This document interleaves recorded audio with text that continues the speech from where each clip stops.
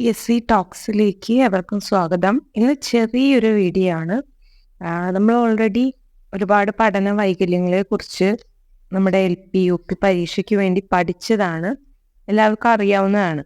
എന്നാൽ സാധാരണയായിട്ട് കേട്ട് പരിചയമില്ലാത്ത 2 പഠന വൈകല്യങ്ങൾ. എന്നാൽ പല സ്ഥലങ്ങളിലും ഞാൻ കണ്ടിട്ടുണ്ട്. അതിൻ്റെ ഉത്തരം സത്യം പറഞ്ഞാൽ എനിക്കറിയില്ലായിരുന്നു എന്തായിരുന്നു എന്നുള്ളത്. എനിക്ക് ആ 2 ഉത്തരങ്ങൾ കിട്ടിയപ്പോൾ അത് ഈ ഒരു വീഡിയോയിൽ നിങ്ങളുമായിട്ട് പങ്കുവയ്ക്കാം എന്ന് വിചാരിച്ചുകൊണ്ടാണ് ഈ ഒരു വീഡിയോ ചെയ്യുന്നത്. ചെറിയൊരു വീഡിയോ ആണ്. ഒന്നാമത്തേത് ഡിസ്പ്രാക്സിയ എന്നുള്ളതാണ്. ഡിസ്പ്രാക്സിയ എന്നുള്ളത് ബോധമണ്ഡലത്തിൽ മനഃശാലക നൈപുണികൾ, അതായത് സൈക്കോ മോട്ടോർ സ്കിൽസ്, അത് ശരിയായിട്ട് പ്രവർത്തിപ്പിക്കാനുള്ള കഴിവില്ലായ്മയെയാണ് ഡിസ്പ്രാക്സിയ എന്നുള്ളത് കൊണ്ട് അർത്ഥമാക്കുന്നത്. ഡിസ്പ്രാക്സിയ എന്നുള്ളത് നമ്മൾ ചിന്തിക്കുന്നതിനനുസരിച്ച്, അതാണ് ബോധമണ്ഡലത്തിൽ എന്നുള്ളത് കൊണ്ട് അർത്ഥമാകുന്നത്. നമ്മൾ ചിന്തിക്കുന്നതിനനുസരിച്ച് നമ്മുടെ ബോഡി പാർട്സ് ചലിപ്പിക്കാനുള്ള ഒരു കഴിവ് ഇല്ലാതിരിക്കുക. ഇത് ഓടൽ, അതുപോലെ ചാടൽ, നീന്തൽ തുടങ്ങിയിട്ടുള്ള പേശി ചാലക നൈപുണികളിൽ കണ്ടുവരുന്ന ഒരു ദൗർബല്യം. അതായത് നമ്മൾ കുട്ടികൾ വിചാരിക്കുന്ന പോലെ കുട്ടികളുടെ എല്ലാ ചലനങ്ങളും നിയന്ത്രിക്കാൻ കഴിയാതെ വരിക എന്നുള്ളതാണ് ഡിസ്പ്രാക്സിയ എന്നതുകൊണ്ട് അർത്ഥമാക്കുന്നത്. മറ്റൊന്ന് ഡിസ്ഫാസിയ എന്നുള്ളതാണ്. ഡിസ്ഫാസിയ എന്നുള്ളത് ഇതൊരു തരം ഭാഷണ വൈകല്യമാണ്, അല്ലെങ്കിൽ ഭാഷാ വൈകല്യമാണ്.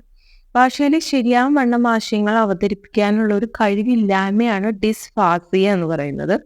മുൻപ് കേട്ടിട്ടുള്ള ഏതെങ്കിലും കഥകൾ ക്ലാസ്സിൽ പറയാനായിട്ട് നമ്മൾ കുട്ടികളോട് ആവശ്യപ്പെടുമ്പോൾ അത് പറഞ്ഞ് ഫലിപ്പിക്കാനോ അല്ലെങ്കിൽ ഒഴുക്കോടെ അത് സംസാരിക്കാനോ ഒക്കെയുള്ള ഒരു കഴിവ് കുറവ്, ആ ഒരു ദൗർലഭ്യം, അങ്ങനെയല്ലേ പറയാം, ദൗർലഭ്യം, അതിനെയാണ് നമ്മൾ ഡിസ്ഫാസിയ എന്നുള്ളതുകൊണ്ട് അർത്ഥമാക്കുന്നത്. ഇതിന്റെ പ്രധാനപ്പെട്ട കാരണങ്ങൾ, ഈ പഠന വൈകല്യങ്ങൾ ഒരുപാട് നമ്മൾ കേട്ടിട്ടുള്ളതാണ്. ഇതിന്റെ പ്രധാനപ്പെട്ട കാരണങ്ങൾ എന്താണെന്ന് കൂടി നമ്മൾ അറിഞ്ഞിരിക്കേണ്ടതുണ്ട്.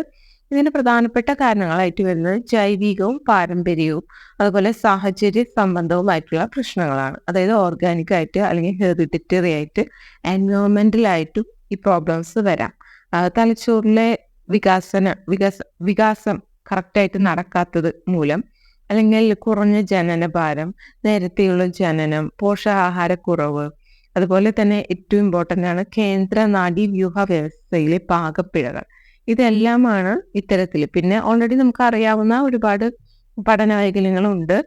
ഡിസ്ലെക്സിയ, ഡിസ്ഗ്രാഫിയ, ഡിസ്കാൽക്കുലിയ, ഇതൊക്കെ സിമ്പിളായിട്ട് എപ്പോഴും നമ്മൾ കേട്ടിട്ടുള്ളതാണ്. ഇതിനെല്ലാം തന്നെ കാരണങ്ങളിൽ ഇത് തന്നെയാണ് വരുന്നത്.